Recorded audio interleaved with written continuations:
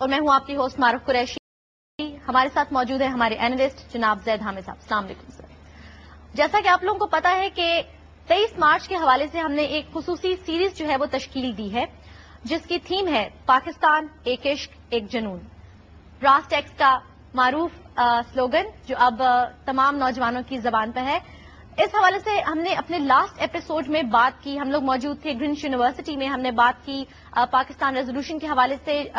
زید صاحب نے اپنے ویوز دیے.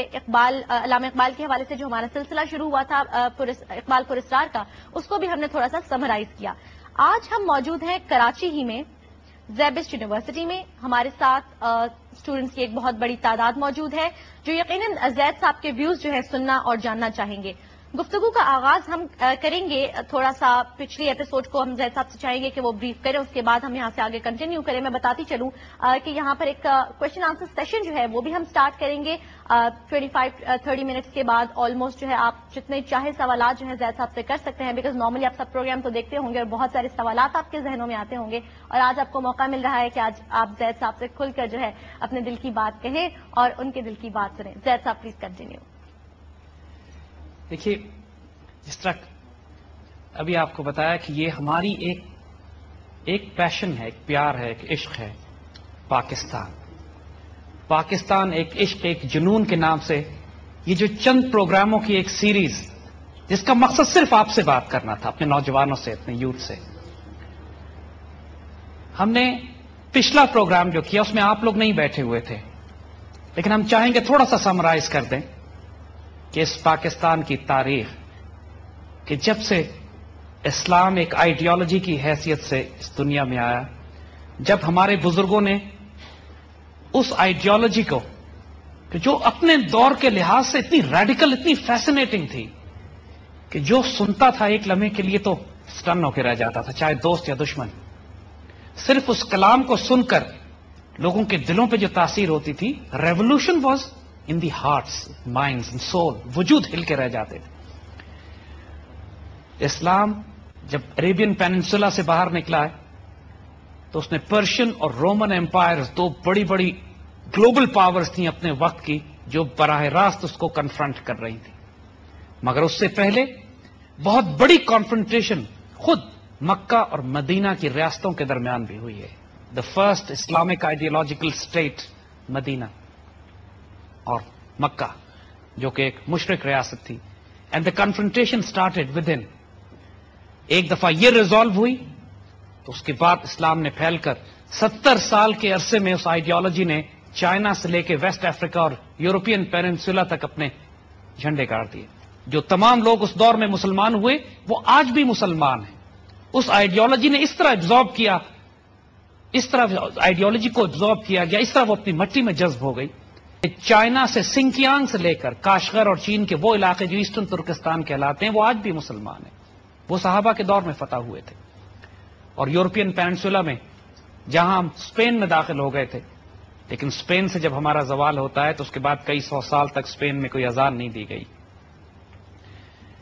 مسلمانوں نے جو تہذیبیں اس وقت بنائی, ہماری تہذیبوں کا عالم یہ تھا کہ پوری دنیا میں science and technology, astronomy, physics, chemistry, mathematics اور دنیا کی کوئی انجینئرنگ, کوئی جدید سائنس جو آج آپ پڑھ رہے ہیں اس کی بنیاد اسی دور میں رکھی گئی. مسلمان سائنٹسٹ اس وقت 1000 سال پہلے پروگرامیبل کلاکس بنا رہے تھے. تمام اس وقت ایسٹرانومی میں جو ستاروں اور سیاروں کے نام رکھے گئے ہیں وہ مسلمانوں کے رکھے ہوئے ہیں. عربک نیومرلز ABCD 1 2 3 جس کو آپ پڑھتے ہیں وہ سب عربک نیومرلز ہیں جو مسلمانوں کے ایجاد کیے ہوئے ہیں.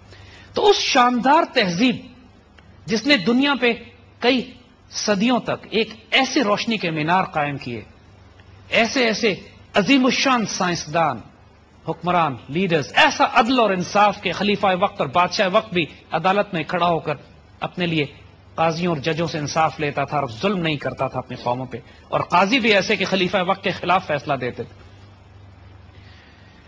پھر جب مسلمانوں کا زوال شروع ہوتا ہے اور ہم 20ویں صدی کے آغاز تک پہنچتے ہیں تو حال یہ ہو چکا ہوتا ہے کہ خلافت عثمانیہ بھی ختم ہو چکی ہے, مغل بھی ختم ہو چکے ہیں, اور پوری دنیا میں اتنا تاریک اندھیرا ہوتا ہے مسلمانوں کے لیے کہ سوائے مکہ اور مدینہ کے کوئی علاقہ ایسا نہیں ہوتا کہ جو آزاد رہ گیا ہو. اور اس تاریک دور میں اللہ تعالیٰ تحفے کے طور پر علامہ اقبال کو بھیجتے ہیں. وہ علامہ اقبال جو ایک مردہ قوم میں ایسی روح پھونکتے ہیں، اس کو ایسے بیدار کرتے ہیں، اس کو ایسا زندہ کرتے ہیں کہ یہ قوم جو اپنے مستقبل سے تاریخ مایوس ہو چکی تھی، جس کے آگے صرف تاریکی اور اندھیرا تھا، 20 سال کے عرصے میں ایک براعظم میں سے حصہ کاٹ کر اپنا ملک بنا لیتی ہے. 20 سال کے عرصے میں ایک براعظم میں سے حصہ کاٹ کر اپنا ملک بنا لیتی ہے. یہ فیصلہ 23 مارچ 1940 کو جب کیا گیا تھا تو یہ فیصلہ نہیں تھا. اب ہمیں یہ بات معلوم ہے کہ اللہ تعالیٰ نے اس فیصلے پر اپنی مہر لگائی تھی. اس دن اللہ کے بندوں نے اللہ کو یہ بتایا تھا کہ آج ہماری رضا یہ ہے، we want to create a homeland. اور پھر 7 سال کے بعد اللہ نے 14 اگست 47 میں ہمیں تحفے کے طور پر یہ پاکستان دیا. علامہ اقبال نے جس طرح اس قوم کو بیدار کیا، جیسے ہمارے بزرگوں نے ان کے مشن پر لبیک کہا اور جو انقلاب برپا کیا سوچوں میں، فکروں میں، لوگوں کی تصورات زندگی تبدیل کر کے رکھتی ہے. وہ بھی دور اسی وقت کا تھا جب زوال ہوتا ہے کسی قوموں کا، ملتوں کا اور امتوں کا، تو لوگ اسی تمام فتنوں میں پڑتے ہیں. آؤ تمہیں سنائیں تاریخ امم کیا ہے، شمشیر السنا اول و طاؤس و رباب آخر. ہم تم کو یہ بتائیں کہ قوموں کا زوال کیسے ہوتا ہے. شروع میں ان کے باپ دادا بزرگ اپنی غیرت اور عزت کی حفاظت کے لیے تلواریں ہاتھ میں لے کے رکھتے ہیں، اور آخر میں ان کی آنے والی نسلیں عیاشی، برائی، بدکاری، شراب میں پڑ جاتی ہیں. اس طرح قوموں کا زوال ہوتا ہے. تمہیں سنائیں تاریخ امم کیا ہے، شمشیر السنا اول طاؤس و رباب آخر. ہم جس دور میں تھے نا، جب علامہ اقبال کو اللہ تعالیٰ نے تحفے کے طور پر بھیجا، وہ مسلمانوں کے لیے طاؤس و رباب کا دور تھا. زوال ایسے ہی تو نہیں آیا ہمارا. وہ شاندار تہذیب جس نے پوری دنیا کو روشنی کے مینار دیے تھے، خود گھپ اندھیروں میں اس طرح گم تھی کہ نظر نہیں آتا تھا کئی 100 سال تک کچھ ہو سکے گا. اس وقت ایک تاریخی معجزے کی ضرورت تھی، ایک جنون، ایک دیوانگی، ایک عشق کی ضرورت تھی. اور ایک ایسے ماحول میں جس میں ناممکنات نظر آتا تھا کہ مسلمان کبھی اٹھ بھی کھڑے ہو سکتے ہیں. How can it be possible? خلافت عثمانیہ ٹوٹ چکی تھی، خلیفہ کو ایگزائل کر دیا گیا تھا، ایک خلافت سے 57 ممالک نکال دیے گئے تھے. مسلمانوں میں غداروں کا یہ عالم تھا کہ علامہ اقبال دکھ سے کہتے ہیں کہ ہاشمی بیچ رہا ہے آبروئے دین مصطفیٰ، خاک خون میں لٹ رہا ہے ترکمان سخت کوش. مسلمان آپس کی غداریوں میں لگے ہوئے. وہ حالات اس سے زیادہ تاریک دور امت مسلمہ کی تاریخ میں کبھی نہیں آئے تھے. اور اس دور میں جب ایک پیغام نکلتا ہے ایک فقیر اور ایک درویش کی طرف سے، سبق پھر پڑھ، صداقت کا، عدالت کا، شجاعت کا، لیا جائے گا تجھ سے کام دنیا کی امامت کا، تو people thought he is insane, it's not possible. یہ دیوانگی اور جنون کی بات کرتے ہیں. جب اس وقت برٹش امپائر پہ سورج طلوع نہیں ہوتا، غروب نہیں ہوتا تھا، اس وقت وہ بابا کہتا ہے کہ اعجاز ہے کسی کا یا گردش زمانہ، ٹوٹا ہے ایشیا سے سحر فرنگی آنا. How can it be possible? Quaid Azam سے بڑھ کر بریلینٹ پالیٹیشین پچھلے 200 سال میں مسلمانوں نے پیدا نہیں کیا. اور قائد اعظم علامہ اقبال کے بارے میں کہتے ہیں کہ مجھے جو کچھ میں ہوں اقبال نے بنایا ہے. وہ میرے روحانی مرشد بھی ہیں، میرے آئیڈیالوگ بھی ہیں، میرے ویژنری بھی ہیں، میرے تھنکر بھی ہیں، اور میرے پیچھے ایک روحانی طاقت بھی ہے جو مجھے کھڑا کر کے. اور جب پاکستان ریزولوشن پاس ہوئی تو قائد اعظم نے کہا کاش آج علامہ اقبال میرے ساتھ ہوتے، he would have been so happy. وہ ان کو ساتھ لے کے، اس مشن کو ساتھ لے کے چلے تھے. دیکھیے یہ ایک رومانٹسزم تھا، یہ ایک عشق تھا، ایک جنون تھا کہ جس نے ایک مردہ قوم کو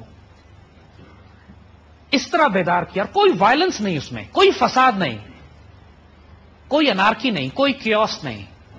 پورا پاکستان بنایا آپ جیسے بچوں نے تھا. علی گڑھ موومنٹ کے لڑکے تھے، یہ بچے تھے جو پوری دنیا میں، پورے ہندوستان میں پھیل گئے جا کے. وہ سب اس وقت کے لحاظ سے ویسٹرن ایجوکیٹڈ، وہ بچے کہ جن کو مغرب یہ سمجھتا تھا کہ یہ مغربی تعلیم کے بعد یہ بچے جب دنیا میں جائیں گے تو ہمارے غلاموں کے طور پر کام کریں گے. لیکن اسی مغربی تعلیمی نظام سے ایک قائد اعظم اور ایک علامہ اقبال نکلتے ہیں.